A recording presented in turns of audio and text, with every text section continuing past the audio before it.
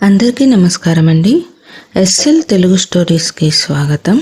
నేను చెప్పబోయే కథ పెళ్లి ఒప్పందం, ఎపిసోడ్ నెంబర్ 2. మరిన్ని కథల కోసం నా ఛానల్ని సబ్స్క్రైబ్ చేయండి. సూర్య మిహిరను ఒక మాట అడగాలని మనసులో అనుకున్నాడు, కానీ అడగలేడు. ఆ మాట ఆమె బుక్లో చదివిన మాటే. అది, మీరు వెలుగుల కాంతిలా ఉన్నారు, మరి మీకు వెలుగు ఎందుకు లేదు? అమావాస్య చీకట్లో ఉన్నానని ఎందుకు బుక్లో రాశారు అని అడగాలని అనుకున్నాడు. సూర్య కళ్ళ ముందుకు వచ్చిన మిహిర తనకు తెలియకుండానే సూర్యకు ఒక అందమైన ఆశల పల్లకీని ఇచ్చి వెళ్ళింది. ఆ పల్లకీలో మిహిర కూర్చుని ఉంటే ఎంతో ఆనందాల కోలాహలంతో తన చెంతకు వివాహ మండపంలోనికి తీసుకుని వస్తున్నట్లుగా కలలు కనడం మొదలయ్యింది. వైజాగ్లో కాలు పెట్టానో లేదో ఓ అందాల రాశి నా కంటపడింది. దేవుడా, ఆమెనే నా భార్యగా పంపు అని మనసులో అనుకుంటున్నా తన మనసు మాత్రం ఆ బుక్ వైపే మరలుతుంది. ఆ బుక్లో ఇంకేమి వ్రాసిందో చదవాల్సింది. అనవసరంగా టైం వేస్ట్ చేశాను. అంతసేపు పుస్తకం నా పక్కనే ఉంది, కానీ దానిని తీసి చదవలేకపోయాను అని అనుకున్నాడు సూర్య.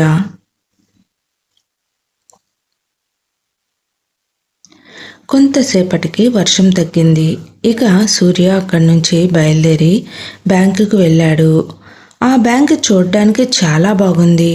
ఇక తను బ్యాంక్ లోపలకు అడుగుపెట్టాడు. బ్యాంక్ లోపల అందరూ బిజీగా ఎవరి పనుల్లో వారు ఉన్నారు. ఇక సూర్య బ్యాంక్ మేనేజర్ను కలిసేందుకు వెళ్ళాడు. నమస్తే సార్, నా పేరు సూర్య. నేను ఈ బ్యాంక్కి ట్రాన్స్ఫర్ అయ్యి వచ్చిన అసిస్టెంట్ మేనేజర్ని అని పరిచయం చేసుకుంటూ ఉన్నాడు. సూర్య, ఈ బ్యాంక్లో పని అంతా పర్ఫెక్ట్గా ఉండాలి, ఎటువంటి తేడా రాకుండా చెయ్యాలి అంటూ కొన్ని ఇంట్రడక్షన్ ఇచ్చారు బ్యాంక్ మేనేజర్. సరే సార్ అని అన్నాడు సూర్య. ఇక మేనేజర్ సూర్యని బ్యాంకులో అందరికీ పరిచయం చేశాడు. అదే బ్యాంకులో పనిచేసే గోపాల్ మాత్రం సూర్యతో బాగా కలిసిపోయాడు. గోపాల్, నేను ఉండడానికి ఒక ఇల్లు కావాలి అని అన్నాడు సూర్య. ఎక్కడో ఎందుకు సూర్య, మా ఇంట్లోనే పక్కన పోర్షన్ ఖాళీ ఉంది, కావాలంటే అక్కడికి వచ్చి ఉండవచ్చు అన్నాడు గోపాల్. అయితే సరే గోపాల్ గారు, సాయంత్రం బ్యాంక్ అవ్వగానే మీతో వస్తాను అన్నాడు సూర్య. ఆ బ్యాంకులో ఉన్న అందరూ సూర్యతో బాగానే కలిసిపోయి మాట్లాడినారు. కానీ ఆ బ్యాంకులో పనిచేసే మరొక వ్యక్తి వరుణ్. అతను మాత్రం సూర్యతో అంటి ముట్టనట్లుగా ఉన్నాడు.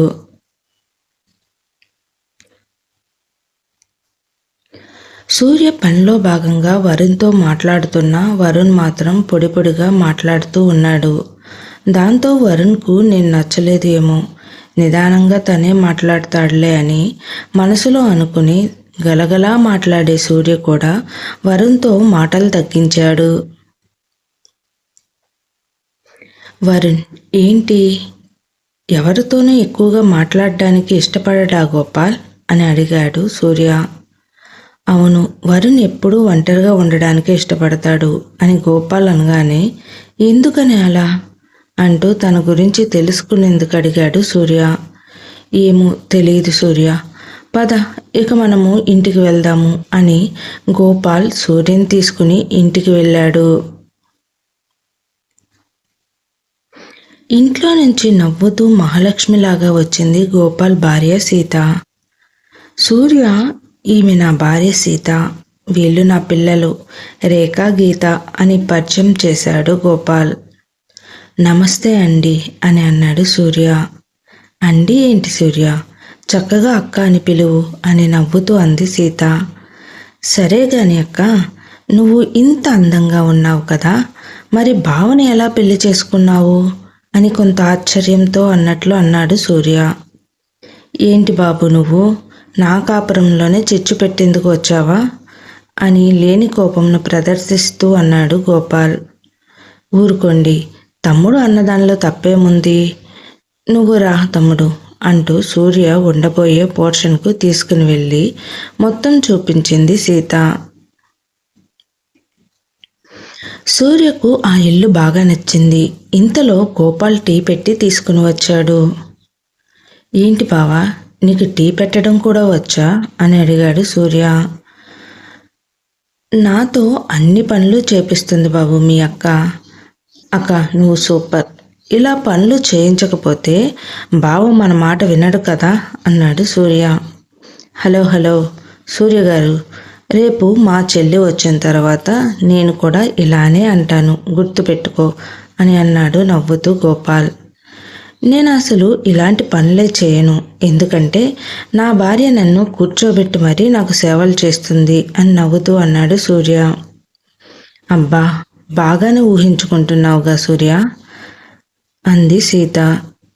అవునక్క, ఊహల్లో అయితే రూపాయి ఖర్చు లేదుగా, అందుకే నాకు నచ్చిన విధంగా ఊహించుకుంటున్నాను. నిజమైతే ఎలాగో నేను గోపాల్ బావలాగానే పనిచేయాలి కదా, అందుకే ఇప్పుడు ఇలా ఊహల్లో బ్రతికిస్తూ ఉంటా అని సరదాగా నవ్వుతూ చెప్పాడు సూర్య. సూర్య నిన్ను అంటూ సరదాగా భుజం మీద చేతితో తట్టింది సీత.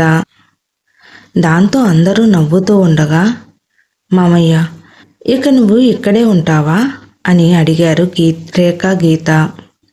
అవును తల్లి, ఇక ఇక్కడే మీతోనే ఉంటాను. మామయ్య నువ్వు ఇక్కడే ఉంటే రోజు మాతో ఆడుకోవాలి, సరేనా అని అన్నారు పిల్లలు. సరేనమ్మా అని నవ్వుతూ అన్నాడు సూర్య. సూర్యకు వైజాగ్లో మంచి కుటుంబం దొరికింది. అక్క, బావ, మేనకోడళ్ళు, ఇలా సూర్యకు కొత్త బంధాల బంధుత్వం ఏర్పడింది. కొత్త ఇంట్లోకి కావలసిన సామాన్లు తెచ్చుకోవడానికి బయటకు వచ్చాడు సూర్య. బయటకు వెళ్ళడానికి గోపాల్ తన బైక్ కేసును సూర్యకి ఇచ్చాడు. సూర్య బైక్ బయటకు తీస్తుండగా వెనుక ఉన్న స్కూటీకి బైక్ తగిలి స్కూటీ కింద పడిపోయింది. దాంతో అక్కడికి పక్కింటి వాళ్ళు వచ్చారు.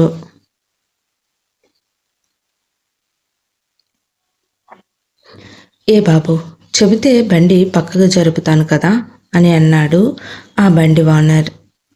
ఓ సారీ సార్, చూసుకోలేదు అంటూ తన బండిని పక్కన పెట్టి ఆయన బండిని పైకి లేపి మరలా సారీ సార్ అని సూర్య అనగానే, పర్వాలేదులే బాబు అని అన్నాడు. సార్, నా పేరు సూర్య, నేను ఈ రోజు నుంచి ఇక్కడే ఉంటాను. గోపాల్ గారి ఇంటి పక్కన పోర్షన్ను అద్దెకు తీసుకున్నాను అన్నాడు సూర్య. ఓ అలాగా, నా పేరు ఈశ్వరరావు, అదే మా ఇల్లు అని చూపించాడు. ఆ ఇంటి వైపుకు తన కన్నులు ఎత్తి చూశాడు సూర్య. ఇంటి బయట వరండాలో ట్యూషన్ చెప్తూ కనబడింది మిహిరా. ఇక సూర్య కన్నులు పక్కకి తిరగడం లేదు. రైల్వే స్టేషన్లో కనబడిన మిహిరా మరలా ఇక్కడ నా కన్నుల ముందు, నమ్మలేకపోతున్నాను. మిహిరను ఒకసారి పలకరించి రావాలి అని తన మనసులో అనుకుంటూ వెంటనే, అంకుల్, ఆమె మిహిర కదా అన్నాడు. ఇంతలో వెనక ఉన్న ఈశ్వరరావు పిల్లలకు ఎగ్జామ్స్ అందుకే అంటూ, నువ్వు ఉండేది ఇక్కడేగా, మరలా ఎప్పుడైనా మాట్లాడుకుందాం అని అన్నాడు. ఇంతలో అదే ట్యూషన్లో చదివే రేఖ గీతల్లో గీత లేచి వచ్చి, మామయ్య నాకు ఈ లెక్క చెప్పవా అంది. గీత, మేడం దగ్గరికి వెళ్ళి చెప్పించుకో అని అన్నాడు ఈశ్వరరావు. పర్వాలేదులేండి, నేను చెప్పి వెళ్తాను అని అన్నాడు సూర్య. గీతకు లెక్కలు చెబుతూ పిల్లలతో సరదాగా మాటలతో ఆడుకుంటూ ఉన్నాడు సూర్య. అతని మాటలకు పిల్లలతో పాటు పెద్దలు కూడా సరదాగా వింటూ నవ్వుతూ ఉన్నారు. అది చూస్తున్న మిహిర పెదాలపై చిరునవ్వుతో, ఇంట్లోకి మరలా ఆనందం వచ్చింది అని మనసులోనే అనుకుంటూ ఉంది. సరే పిల్లలు బాయ్ అని చెప్పి అంకుల్ ఇక వెళ్తాను అని అన్నాడు సూర్య. వెళతాను కాదు వెళ్ళొస్తాను అను సూర్య అని అంది మిహిరా వాళ్ళ అమ్మగారు జానకి. ఓకే ఆంటీ వెళ్ళొస్తాను అని చెప్పి వెళుతూ మిహిర వైపు చూసి నవ్వుతూ బాయ్ మిహిర గారు అని చెప్పి అక్కడి నుండి వెళ్ళిపోయాడు సూర్య.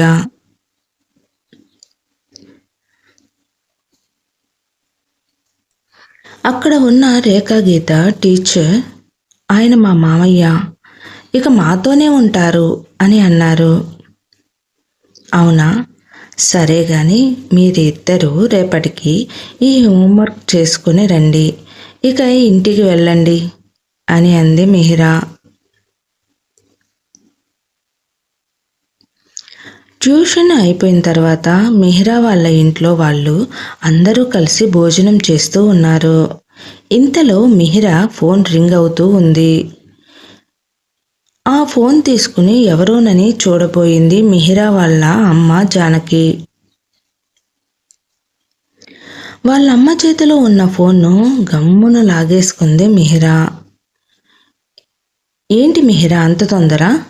యోమంటే ఇస్తానుగా, ఇంతకీ ఎవరిది ఆ నెంబర్ అని కొంత కోపంగా అంది జానకి. అది నా ఫ్రెండ్ నెంబర్ అమ్మా అని అంది మిహిరా. మరి మాట్లాడకుండా ఫోన్ ఆఫ్ చేసావేంటి అని అడిగింది జానకి. భోజనం చేస్తున్నాం కదా, నేను తర్వాత మాట్లాడతానులే, ముందు భోజనం చేయనివ్వు అంది మిహిరా.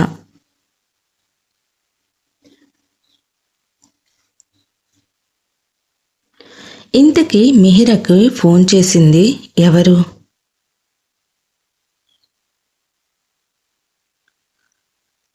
ఆ ఫోన్ కాల్తో మిహిరా ఎందుకు అలా కంగారు పడింది?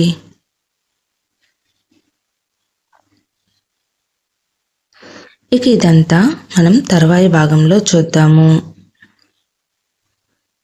దయచేసి నేను రాసిన చిరునవ్వుతో ఇంకా ప్రేమ చెలగాటం కూడా చూడగలరు. నా కథ నచ్చినట్లయితే సబ్స్క్రైబ్ చేసి లైక్ చేసి షేర్ చేయండి. Thank you.